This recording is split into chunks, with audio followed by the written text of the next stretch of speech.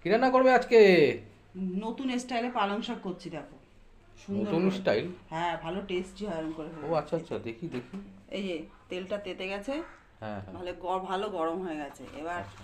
যেহেতু পালং শাক, অনেকে পাঁচ ফোড়ন দেয়, অনেকে রাঁধুনি দেয়। আমার রাঁধুনি গন্ধটা ভালো লাগে, তাই আমি একটু রাঁধুনিই দেবো। রাঁধুনি দেবো। দেখো বন্ধুরা, বড়ি ভাজতে ভুলে গেছি, এর মধ্যেই ভেজে নেবো, কোনো অসুবিধা নাই।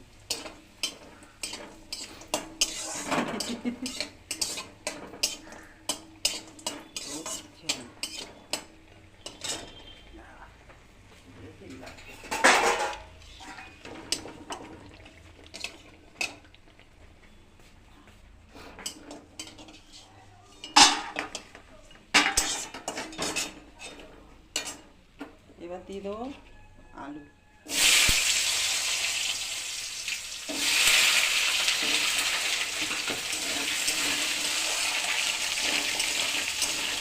আর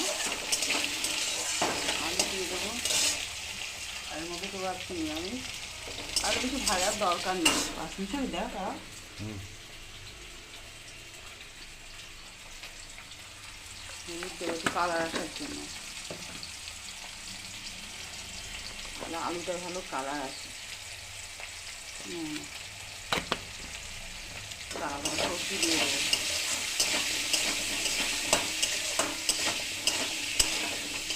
সবজিটা দেবো, এবার সবজিগুলো দিয়ে দেবো। দেখো এর মধ্যে আছে শিম কুমড়ো আর মটরশুঁটি।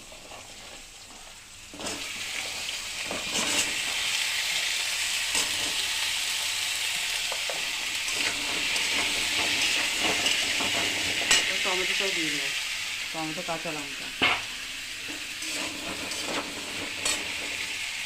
কাঁচা লঙ্কা দিয়ে দেবো, টমেটোটাও দিয়ে দেবো। আলুর সঙ্গে অনেকে টমেটো দেয় না, তা আমি নিউজ টমেটো চাই। এবার একটা কষাবো, কষানোর পরে শাক করে দেবো।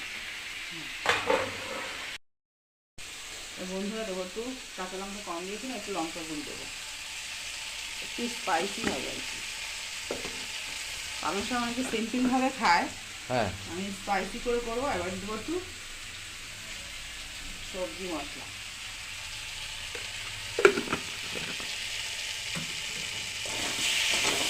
কষিয়ে পালং শাক এমনি জল ছাড়ে, তার এবার পালং শাকটা ছেড়ে দেবো। এতটা আমি করবো না, ভালো হবে না। পালং শাকের জলেই আলুটুকু বাকি সেদ্ধ হয়ে যাবে।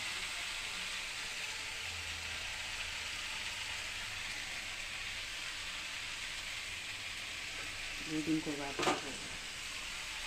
দাঁড়ানো। এটা নেড়ে চেড়ে জল ছাড়বে, সব মশলাপাতি সব দেওয়া আছে। এবার ঢাকা দিয়ে দেবো, এর থেকে জলটা ছাড়বে, সেদ্ধ হয়ে যাবে।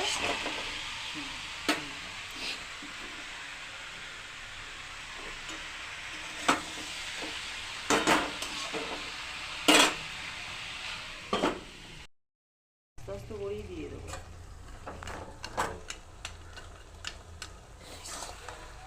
আস্তে আস্তে করে মরমর করে খেতে ভালোই লাগে।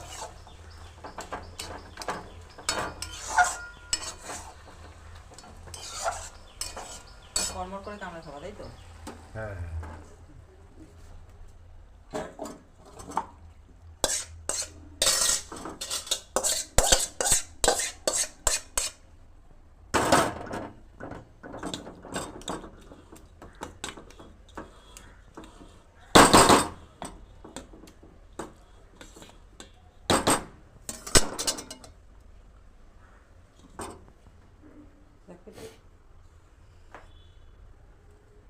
দেখো বন্ধুরা, পালং শাকটা কেমন হয়েছে।